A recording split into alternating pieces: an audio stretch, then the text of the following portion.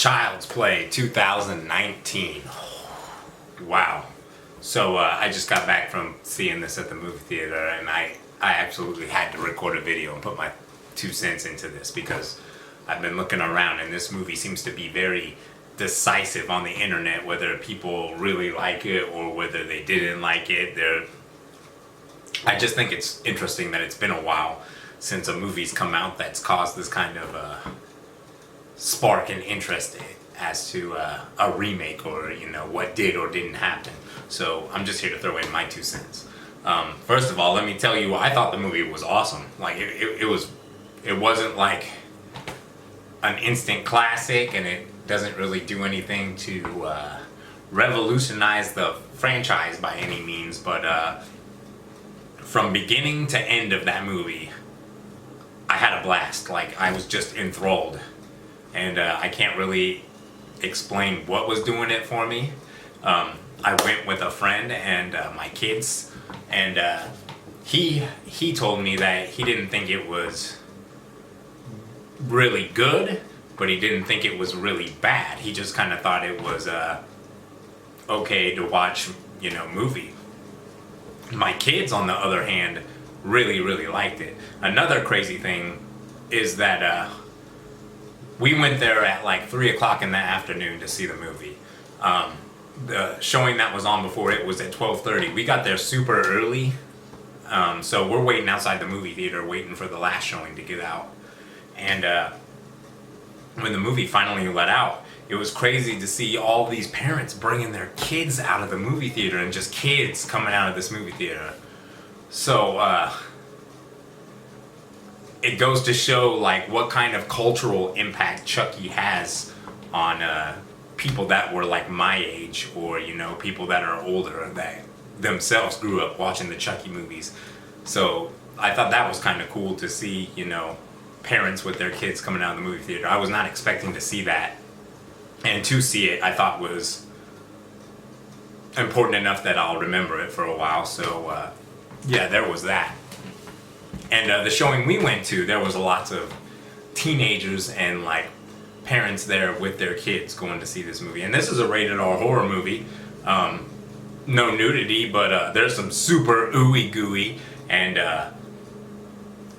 there's some sexual implications put in through it, I guess. But yeah, this is a radically different take on the first Child's Play movie. This one was released by Orion, who also released the first one, but then they sold the rights to Universal.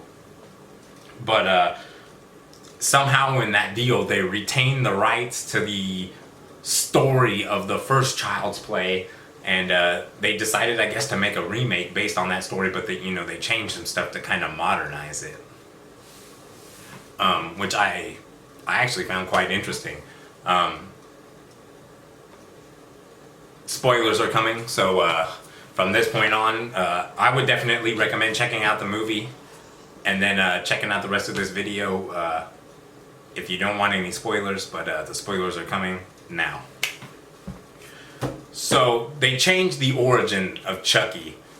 That was one of the biggest things here. Instead of being like the soul of a depraved killer trapped inside of a killer doll, this is all about technology and how easily technology can get flipped off. And Chucky is created by a worker in Vietnam, I think it was, that is daydreaming. He's about to get fired from his job. He's disgruntled, so he is making a Chucky doll, and there's like this chip that has like inhibitors and stuff on it, and like he's all programming them to not be able to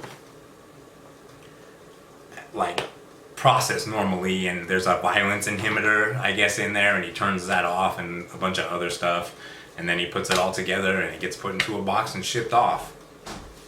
And that's pretty much that as far as how Chucky's origin is based on the origin. So it's cool that they went in a different direction there. I know there's a lot of talk about how the Chucky doll looks, and a lot of people aren't fans of it, but for overall creepiness factor, after watching the movie and seeing the reactions of other people in the theater and just talking to some people, they did a good job as far as making it something memorable, whether that be for bad or for worse, but people are still talking about it. And when you're watching the movie, like, some of the stuff is just ridiculous. It truly is kind of unnerving. Now, on the other hand, there's some parts that look really, really bad. And I'm not going to go too far into those, but those are few and far between, I have to say. They, as far as the rest of the story goes, they flip the conventions on, like, the setup for the story. Aubrey Plaza's character as the mother is radically different than the one from the Child's Play movie, which you, like, feel sympathetic for. In this one, I didn't get those vibes at all. Like, I actually thought she was a pretty crappy mother, to tell you the truth. You know, she's with a married man that's just coming over to her house and obviously just using her, and the son is very much on to this, but she has no clue, and she has problems of her own, obviously, that she's dealing with, and you know, she just is, like, she cares about her son, and that's very obvious, but she's very oblivious to what's going on, taking care of her own needs. So that's way different than the original Child's Play movie, because that mother was, like, very caring and very into her son. So that was a crazy dichotomy. The stuff with the cop is way different, and he's a lot more funny, and I think they did that on purpose to kind of cut some of the seriousness from this, because, I mean, I didn't think that they would be able to do this, but this movie's kind of got some heart-wrenching moments, and you actually feel bad for Chucky. Like, Chucky is created, and he doesn't know what the heck's going on. He has the ability to learn and, you know, try to adapt to what's going on, but, like, if there's no inhibition, and, like, he learns, he's trying to figure out what makes people happy, and then he's with Andy and a group of his friends in and they're watching Texas Chainsaw Massacre 2, and they're laughing and having a good time about it, and, like, Chucky's asking, are we having fun? And they're saying yes, and he's seeing all this stuff and processing it. It's not really any different than, like, a child seeing this stuff and not having it explained to him very well. So for that, you get sympathy for him, and, you know, he's just trying to do what he's programmed to do. I mean, yes, it ends up going off the rails, and he's a horrific butcher and stuff like that, but you just gain sympathy for him. Mark Hamill's portrayal of Chucky is really good here. I've seen some comments that, like, they think that it's just him doing things that he always does in a falsetto, which I think is totally off base there, because the voice that he's portraying sounds very innocent, and the scenes where Chucky's trying to process what's going on, or why Andy's doing something that he's doing because of something that Chucky did, and, like, Andy being a child himself and not being able to convey this information, it's just wow. Good job, Mark Hamill. So I felt bad for Chucky through most of this movie, which is crazy. Aubrey Plaza did a pretty good job being a younger type hip mom that was oblivious to what was going on with her child due to her own needs. The kid that played Andy, he was serviceable. He was pretty good. They made him a bit older in this film than the little kid in the original, so that's something you kind of got to get used to, because it takes away a little bit from, like, the threat and the danger, because this kid looks like he's like 13 or 14 years old, and if he's fighting a doll, you would think he would do a little bit better than what he does, I guess is how I feel about it. There's some minor back characters, like the kid gets some friends, and they're all pretty forgettable. Stereotypical, like, group of kids trying to live in a harsh neighborhood, apartment complex, New York style. The Chucky puppet, like, the animatronics, when it's actually on camera, fantastic. There's this really cool scene where like he first gets Chucky and he's walking him into his room, and there's this really awesome shot of him holding Chucky's hand and then walking into the room, and I thought that was just amazing puppet work. It looks really, really good. And you get to see a lot of that throughout where you're like, oh, that's some good puppet stuff. But then they gotta go and throw in some, it looks like CGI to me. I could be wrong, but I think it's some CGI stuff. Especially this one shot at the end that's just terrible. And I'm like, you ruined all this awesome practical stuff with this. Ugh. You know how I feel here. Sorry, I keep kicking my camera, by the way, guys. How I feel about computer-generated graphics in my horror movies. It's just not acceptable. If you could do practical effects, they look so much better. And it keeps you immersed in what's going on in the film, and then this computer like blocky lines, you can just tell, and it's just frustrating. But there's a lot of good puppet stuff in here, a lot of good gooey goo effects. Dude gets his head like rotored off with a freaking ground tiller. That was pretty neat. Lots of stabby time. Chucky gets really good at stabbing. He gets taught how to stabbed by kids in the neighborhood, go figure. And they have him saying crazy quotes and stuff like that. Some of the lines that Chucky has are very memorable. I'm not going to give any of those away. I want you to just hear them on your own. So the story is very different. He's a creation of technology instead of a creation of magic. He's trying to learn how to be a good friend to Andy, but he doesn't have the inhibitors and stuff that would prevent him from causing violence, and he thinks violence is the way to solve all the problems. So, he sees, the first instance is like he sees Andy's really mean cat scratch him. And, Chucky's hurt by this, so he goes tries to kill the cat. And Andy's just like, you can't do that. And he's like, I'll take care of anything that tries to hurt you. And Chucky sees, like, he's smarter than what Andy is as to what's going on in his situation, and he sees this stuff with the guy who's trying to be the stepdad, but really he's just cheating on his wife and getting some with Andy's mom, and Chucky's trying to explain this stuff to him. Hey, everybody's gonna leave you. You keep saying everybody leaves you, but I'll never leave you. I'm your buddy. And there's this really creepy song that they be singing to each other that's pretty prevalent through the movie.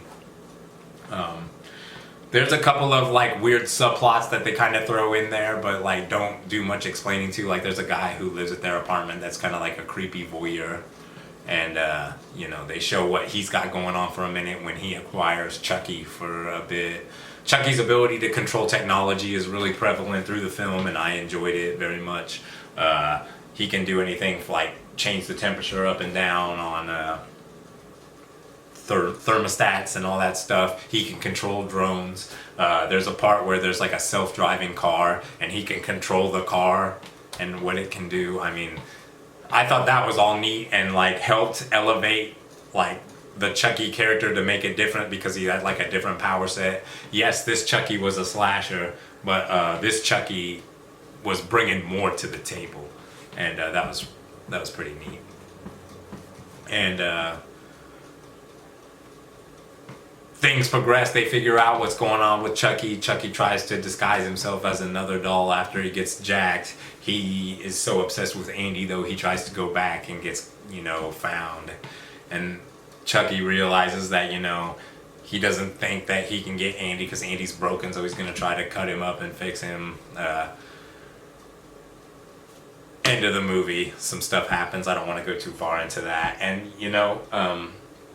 I like how they didn't try to they give a little nod that maybe Chucky is still around because right at the beginning of the movie when they go to activate him and turn on the app, you upload him to the cloud, it says. So, that's the first thing I thought right when the movie started is, oh, they can make more of these because Chucky's just going to get uploaded to the cloud and it's going to be all Lawnmower Man style where he can just go into anything. But the way they ended it and with the destruction of Chucky, it felt like that was just going to be it, and they were just doing that little nod at the end that there might be more Chucky destruction like they would do in the old horror movies of the 80s. I didn't get that vibe that they were going to turn this into sequel mania.